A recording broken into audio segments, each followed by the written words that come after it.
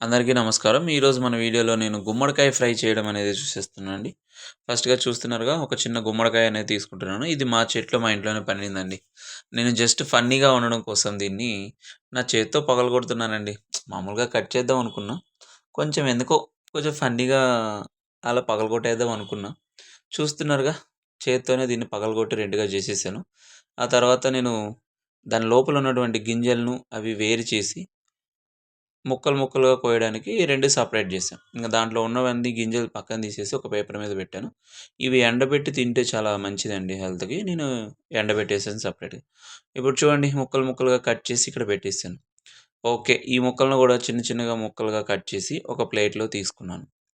So, ఇది నీట్‌గా మనం బాయిల్ చేసి ఈ ముక్కల్ని ఉడికించాలండి. దానికోసం నేనేం చేస్తున్నానంటే ఒక స్టవ్ మీద కడాయిని పెట్టుకొని దాంట్లో నేను వాటర్ వేసి, తగినంత ఉప్పు వేసి బాగా బాయిల్ చేస్తానండి.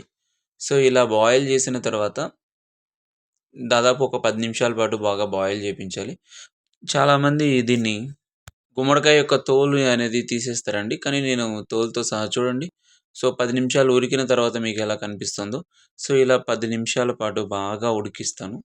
సో, ఉడికించిన తర్వాత నేనేం చేస్తానంటే, ఈ వాటర్‌ని ఉన్నటువంటి గుమ్మడికాయ పీసెస్‌ని సెపరేట్ చేస్తా. మళ్ళీ నేను సెపరేట్ చేసి ఒక ప్లేట్‌లోకి తీసేసుకుంటున్నా. దీన్ని ఇలానే ఫ్రై అనేది చేయొచ్చు. కానీ నేను కొంచెం వెరైటీగా అనేది చేస్తున్నా. డైరెక్ట్‌గా కొంతమంది ఏం చేస్తారంటే దీంట్లోని పప్పుల పొడి ఉంటది కదా! శనగ్గింజలు, మిర్చి ఏసి కొట్టిన పొడి అది వేస్తారు. కానీ నేను ఈ వీడియోలో ఏం చేస్తున్నానంటే కొంచెం ఫ్రై చేస్తున్నా. సో, దానికోసం నేనేం చేస్తున్నా ఒక పాన్ తీసుకొని దాంట్లో కొంచెం ఆయిల్ వేసి ఉత్త ఆయిలేనండి. అంతకు మించి నేనేం పోపుకి సంబంధించిందేం వేయట్లేదు. ఆయిల్ వేసి ఈ గుమ్మడికాయ ముక్కల్ని దాంట్లో వేసి కొంతసేపు బాయిల్ చేస్తాను. అంటే కొంచెం ఏమైనా పచ్చివాసన అలాంటిదున్నా గానీ ఈ ఆయిల్‌లో బాయిల్ అయితే పోతుందని.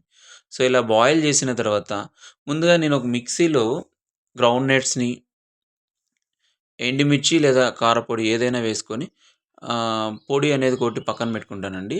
అది నేను చూపించలేదు. ఎందుకంటే వీడియో లాగ్ అవుతుందని. సో, ఆల్రెడీ మిక్సీ జార్‌లో కొట్టి పెట్టుకున్నటువంటి పొడి అనేది మీరు చూస్తున్నారు. సో, ఇప్పుడు దీంట్లో ఈ గుమ్మడికాయ పీసెస్ ఏదైతే ఉన్నాయో దాంట్లో తగినంతగా నేను ఈ పొడి అనేది నేను యాడ్ చేస్తాను. సో, యాడ్ చేసి గరిటె సహాయంతో కొంచెం నెమ్మదిగా దీన్ని కలపాలండి. ఎందుకంటే పీసెస్ కొంచెం ఎక్కువ ఉడికిపోయినట్లయితే చిదిరిపోతుంది. అలా కాకుండా తగినంత పొడి అందులో వేసి గరిటె సహాయంతో నెమ్మదిగా తిప్పాలి. సో, అలా తిప్పి బాగా కదిపిన తర్వాత ఒకసారి ఇలా అనేది ఫార్మేషన్ అనేది వస్తదండి. సో, దాంట్లో మీకు పొడి సరిపోయిందా లేదా మీకు తగినంత ఇంకొంచెం యాడ్ చేసుకోవాలో చూసుకొని జాగ్రత్తగా యాడ్ చేసుకోండి. యాక్చువల్‌గా గుమ్మడికాయ ఫ్రై చేస్తే కొంచెం తియ్యగా వస్తుందండి. కానీ ఈసారి నేను గూడా అలానే అనుకున్నాను. కానీ టేస్ట్ చేస్తే తియ్యగా అనేది లేదు. చాలా మంచిగా అనిపించింది నాకు. నేను గూడా ఎప్పుడు పెద్దగా తినలేదండి. ఇంట్లో మా నాన్నగారు తినేవారు. నేను గూడా ఫస్ట్ టైమ్ సూపర్‌గా అనిపించింది. మీరు గూడా ట్రై చేసేయండి మరి.